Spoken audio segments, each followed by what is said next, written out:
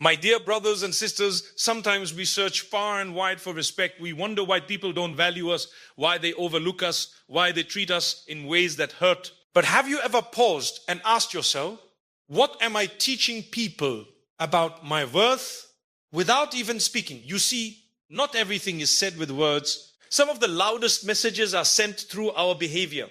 The first behavior is how you guard your time. Time is a gift from Allah. When you give it away carelessly, when you allow people to waste it, you are silently telling them it has no value. But when you protect it, when you use it wisely, people begin to realize that you are not someone to be taken lightly. The second is how you speak. If you speak with dignity, calmness, and respect, even when you are upset, you elevate yourself. But when you shout, insult, or lose control, you reduce your own worth before anyone else does. Remember, the believer is not abusive in speech.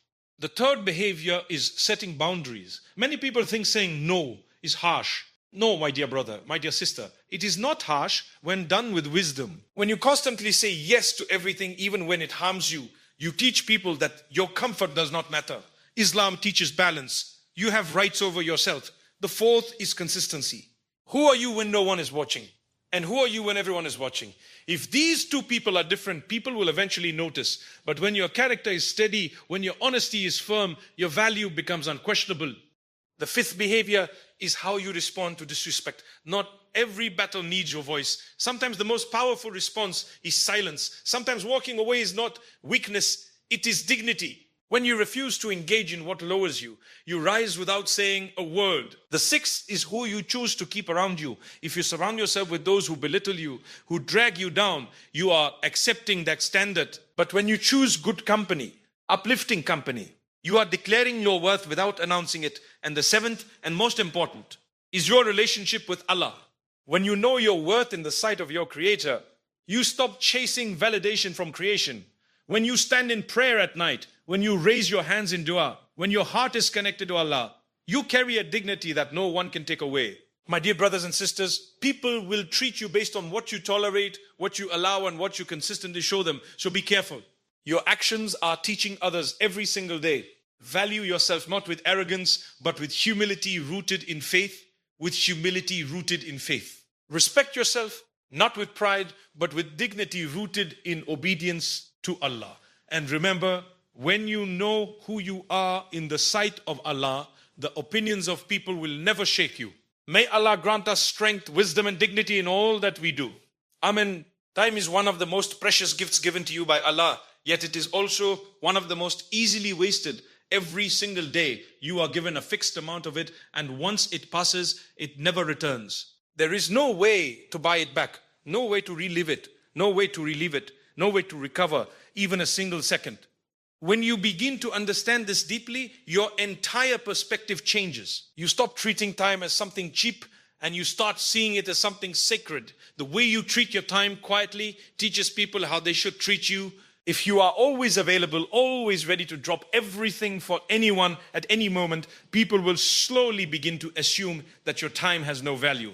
Not because they are bad people, but because you have shown them through your actions that it is okay to interrupt you, delay you, or overlook your priorities. And over time, this becomes a pattern. You feel drained, unappreciated, and even disrespected, but it all started with how you handled your own time. Islam teaches us that time is an amana, a trust. It is not yours to waste. It has been given to you for a purpose. Your salah has its time. Your responsibilities have their time. Your rest has its time. When you begin to honor this structure, you are not just becoming organized. You are becoming someone who understands accountability before Allah. And that understanding naturally reflects in how others begin to see you. Guarding your time does not mean you become distant or uncaring. It does not mean you refuse to help people or ignore those in need. Rather, it means you become intentional. You give your time where it truly matters. You help others, but not at the cost of neglecting your obligations. You listen, but not at the expense of your own well-being. There is a balance, and that balance is where dignity lies. Sometimes people struggle with this because they fear disappointing others. They feel that by saying no, they might lose relationships or be seen as rude. But the truth is, when you respectfully protect your time, people may initially be surprised, but they will eventually respect you more. Because deep down, everyone understands the value of someone who knows their priorities. Think about it. When you delay your prayers, when you procrastinate on your responsibilities, when you spend hours in things that bring no benefit, what message are you sending to yourself? You are telling yourself that your time is not important. And if you do not value it, how can you expect others to? On the other hand, when you start organizing your day around what truly matters, when you protect moments of worship, moments of growth, and even moments of rest, you begin to carry yourself differently. There is a quiet confidence in someone who knows where their time is going. People notice it. They may not say it, but they feel it. Guarding your time is also about knowing that not every invitation deserves acceptance, not every conversation deserves your energy, and not every distraction deserves your attention. Life becomes lighter when you realize that you are allowed to choose. You are allowed to step back. You are allowed to say, I cannot do this right now without guilt. And when you live like this, something beautiful happens. You no longer feel controlled by others' demands. Instead, you feel grounded. You feel focused. You feel at peace because your time is aligned with your purpose. So be careful with your time. Treat it with respect, and others will learn to do the same. Not because you demanded it, but because you demonstrated it. The way you speak is a powerful reflection of how you see yourself, and it quietly teaches others how they should treat you. Words are not just sounds, they carry weight, meaning, and emotion. A person who speaks with calmness, respect, and dignity sends a message without even trying. I value myself, and I expect to be treated with the same respect. Many people underestimate this. They think respect is demanded through force, loudness, or dominance. But in reality, the more tahakkam you have over your tongue, the more qawwata you carry in your presence. The more qawwata you carry in your presence. When you raise your voice, lose control, or speak harshly, you may feel powerful in the moment, but you are actually giving away your dignity piece by piece. People might respond out of fear or discomfort, but deep down, they do not truly respect that behavior. On the other hand, when you choose your words carefully, when you respond instant, instead of reacting when your tone remains steady, even in difficult situations, you elevate yourself, you show emotional strength, you show maturity, and most importantly, you show that your worth is not dependent on the situation or the behavior of others. There is something deeply powerful about a person who remains composed when tested. When someone speaks to you harshly and you respond with calmness, you are not being weak, you are showing control, and control is strength. It is easy to shout, it is easy to insult, but it is not easy to remain dignified when emotions are high. That requires discipline, awareness, and a strong sense of self. Your speech also reflects what is in your heart. If your words are constantly negative, sarcastic, or hurtful, it creates a certain image of you in the minds of others. People begin to associate you with discomfort. They may tolerate you, but they will not feel safe around you. And when people do not feel safe, they do not open up, they do not trust, and they do not truly respect. But when your words are thoughtful, kind, and measured, even when correcting someone, even when disagreeing, you create an environment of ihtiram. People feel valued in your presence. And when people feel valued, they naturally value you in return. This does not mean you become silent or passive. It does not mean you never speak up for yourself. In fact, speaking up is important. But there is a difference between speaking up with dignity and speaking out of anger. One builds your image, the other damages it. One earns respect, the other pushes it away. Sometimes the strongest message you can send is not what you say, but how you say it. A simple sentence delivered with calmness can carry more weight than a long speech filled with emotion and aggression. People may forget your exact words, but they will always remember how you made them feel. It is so important to remember that il-kalama can never be taken back once it is spoken.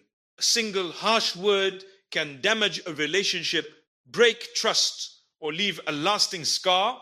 And often it is said in a moment of anger that lasts only seconds, but its other can last for years. That is why being mindful of your speech is not just about others, it is also about protecting yourself from regret. When you train yourself to pause before speaking, to think before responding, you begin to take control of your interactions. You no longer become a slave to your emotions.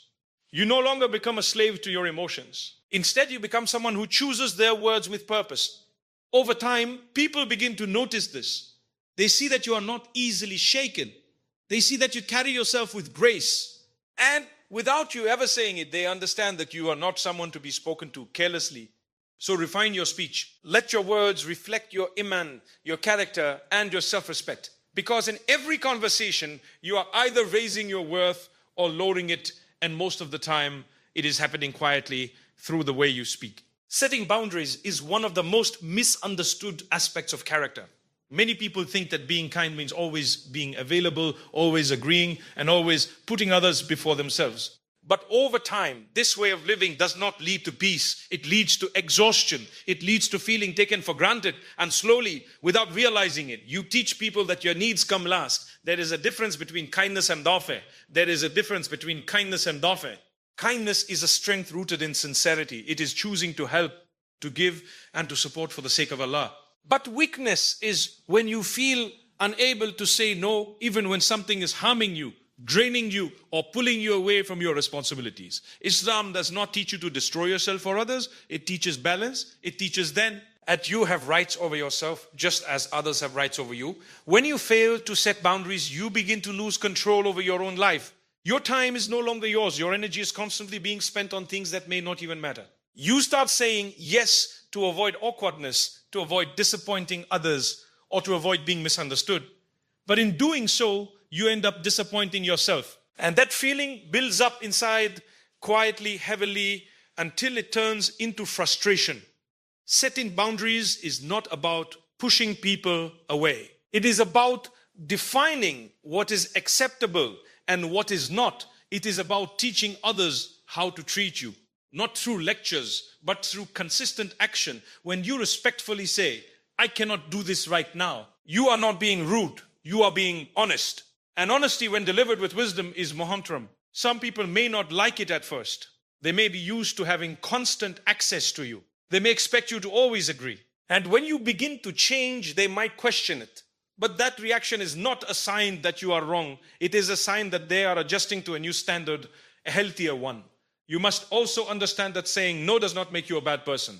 It does not reduce your generosity. In fact, it protects it. Because when you say yes to everything, your yes loses its value. But when you are selective, when you give your time and energy with intention, your yes becomes meaningful. It becomes something real, something appreciated.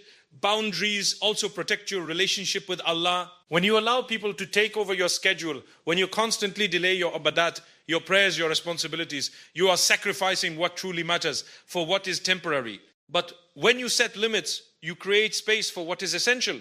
You ensure that your priorities remain in the right order. There's also a quiet dignity in someone who knows their limits. You do not need to explain yourself excessively. You do not need to explain yourself excessively. You do not need to justify every decision. A simple, respectful response is enough. Over-explaining often comes from guilt. And guilt often comes from not fully believing that you have the right to choose. But you do have that right. At the same time, boundaries should always be set with wisdom and good character. It is not about becoming harsh, cold, or distant. It is about being firm but kind, clear but respectful. You can decline something and still smile. You can say no and still maintain a good relationship. And when you live like this, something shifts within you. You feel lighter. You feel more in control. You feel more aligned with your purpose. Because your life is no longer being shaped by pressure, but by intention. People will begin to notice this change. They will see that you are not easily pushed, not easily overwhelmed. And without you ever announcing it, they will understand that your time, your energy, and your presence carry value. So do not be afraid to set boundaries. Do it with sincerity. Do it with balance. And do it knowing that you are not just protecting your time, you are protecting your dignity. Consistency in character is something that cannot be faked for long. A person may pretend for a short time, may put on a good image in front of others, may speak beautifully and act impressively when NASA are watching, but eventually the haqaiq comes out. And when it does, it either strengthens your worth in the eyes of NASA or quietly weakens it. Who you are when no one is watching matters more than who you are when everyone is watching. Because your private self is your real self. When you are alone, when there is no audience, no praise, no recognition, what choices do you make? That is where your character is built. That is where your sincerity is tested. And that is what eventually shapes how others perceive you, even if they cannot see those private moments directly. There is something powerful about a person who is consistent. The one who is honest in private and honest in public. The one who avoids wrong, not because of fear of Nasa, but because of awareness of Allah. This kind of person carries a quiet strength. You may not always notice it immediately, but over time it becomes weird. People begin to trust them. They feel safe with them. They know that what they see is what they get. On the other hand, inconsistency creates doubt. When someone behaves one way in front of certain people and completely differently in another setting, it sends a message. Even if no one says it out loud, they feel it. Trust begins to weaken. Respect begins to fade, because deep down, people value authenticity. They value someone who is real, someone who does not shift their values based on the situation. This does not mean you will never make mistakes. Every human being slips. Every one of us has moments of weakness. But consistency is not about perfection. It is about direction.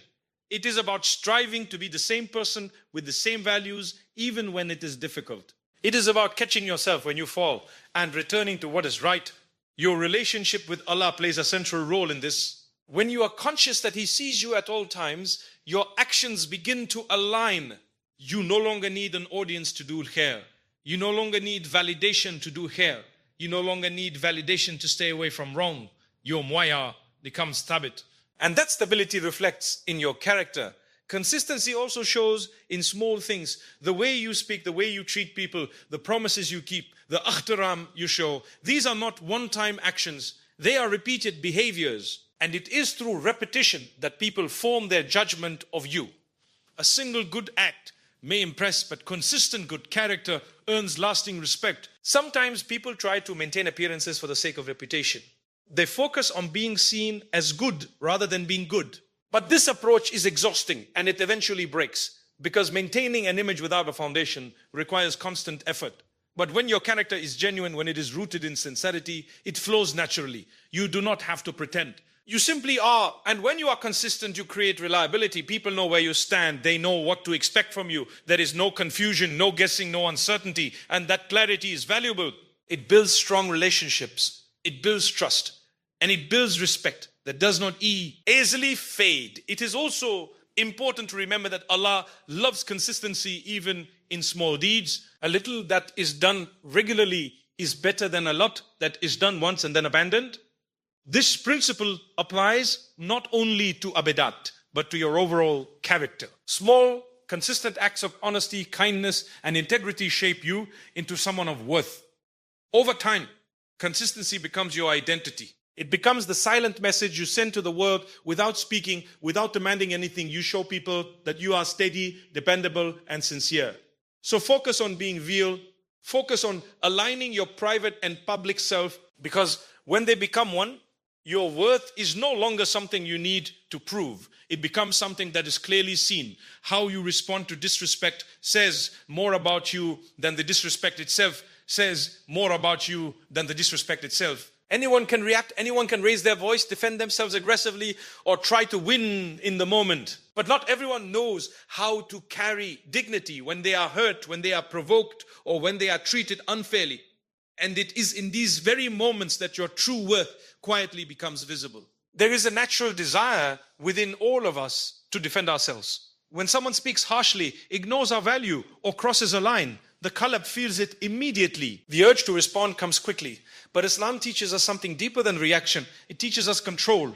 It teaches us that strength is not found in al-rid al-riyak, but in the wise response. Not every situation deserves your words. Not every comment deserves your attention, and not every person deserves access to your emotions.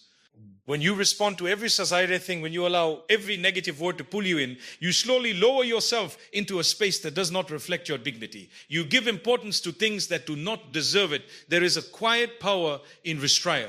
Not when you choose silence over argument, when you choose to step back instead of stepping into conflict. You are not losing, you are rising. Silence, in many cases, is not emptiness, it is a statement. Emptiness, it is a statement. It says, I value myself too much to engage in what will bring me down. Walking away is also a form of response.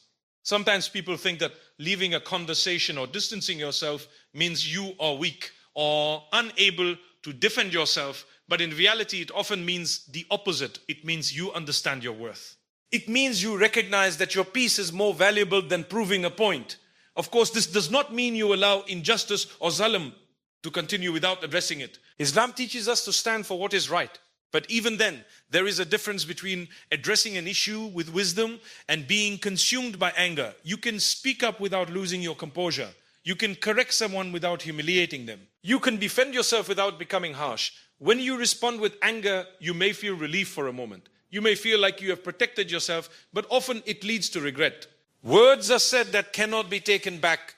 Lines are crossed that damage relationships. And in the end, you may find that you have lowered yourself to the same level you are trying to rise above. But when you respond with patience, with calmness, or even with silence, you protect your dignity. You remain in control. And that control sends a powerful message. People begin to see that you are not easily shaken. They realize that you are not someone who can be pulled into unnecessary drama. There is also a spiritual dimension to this. When you choose to overlook, when you choose to forgive, when you choose to walk away for the sake of Allah, you are not losing anything. You are gaining reward. You are elevating your status in a way that no argument could ever achieve. Over time, this behavior shapes how others treat you. People become more careful with their words around you. Not because you demanded it, but because you demanded it disrespect. They understand that you will not entertain disrespect. They understand that if they cross a line, they will not jai. It's the reaction they expect, and that in itself is powerful. At the same time, this approach brings peace to your own heart. You are no longer carrying the weight of every negative interaction. You are no longer replaying conversations, thinking of what you should have said. Instead, you feel settled, you feel grounded, because you chose the path of dignity over the path of reaction. So remember, your response is always your choice. You cannot control how others behave, but you can control how you carry yourself. And in that choice lies your strength. When you refuse to engage in what lowers you, you rise quietly, gracefully, and powerfully. The people you choose to keep around you have a powerful influence on how you see yourself and how others come to see you. Human beings are deeply affected by their environment, and one of the most important parts of that environment is companionship.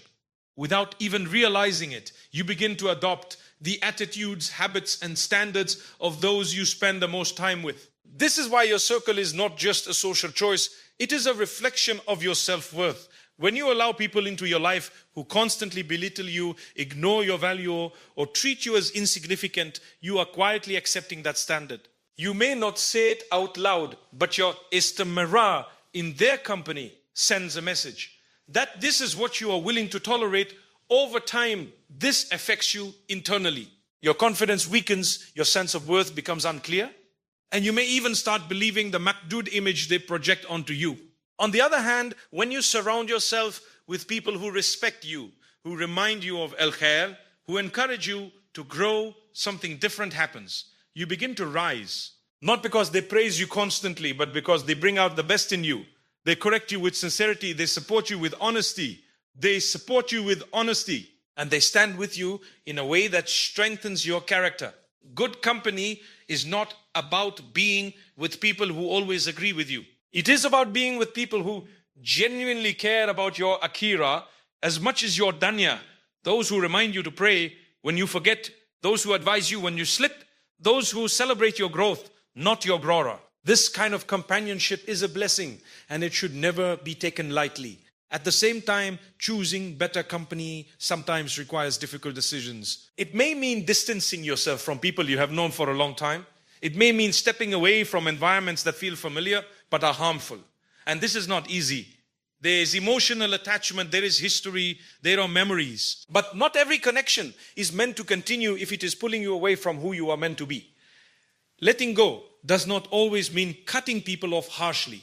Sometimes it simply means creating space, reducing interaction, being present less often, protecting your energy without creating unnecessary conflict. You can still wish people well, still make dua for them, but choose not to place yourself in situations where your worth is diminished. It is also important to reflect on what you bring into the lives of others. Just as you seek good company, you should strive to be good company. Be someone who uplifts, who speaks with sincerity, who encourages al-khair. Because the same way others influence you, you influence them.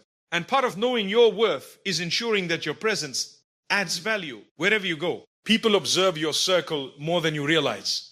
They notice who you spend time with, how those people behave, and how you interact with them. And from this, they form an understanding of your standards. If your environment is filled with negativity, disrespect, or carelessness, it affects how others perk, I view. But when your circle reflects positivity, growth, and sincerity, it strengthens your image without you needing to say a word. There is also a sense of peace that comes with the right company. You feel comfortable being yourself. You do not feel judged, pressured, or drained. Instead, you feel supported. You feel understood, and that peace is a sign that you are in the right place. Choosing who you keep around you is, in reality, choosing the direction of your life. It shapes your mindset, your habits, and your mustaqbal. So be mindful, be intentional. Do not settle for companionship that lowers you when you were created to rise. When you choose your circle wisely, you are not just protecting your environment, you are quietly teaching the world that your worth is not negotiable. As we come to the end, my dear brothers and sisters, reflect on this. Your worth is not something you announce with your tongue, it is something you demonstrate with your life. Every day, through small actions, quiet decisions, and unseen choices, you are teaching people how to treat you. The way you guard your time, the way you speak, the boundaries you set, the consistency of your character, the way you respond to disrespect and the company you choose, these are not random habits, they are messages. They are messages. Silent, powerful messages that shape how others see you and, more importantly, how you see yourself. But beyond all of this, remember that your true worth does not come from people. It comes from Allah. When you anchor yourself in that reality, everything else begins to fall into place. You stop chasing validation. You stop lowering yourself to fit into spaces that do not value you.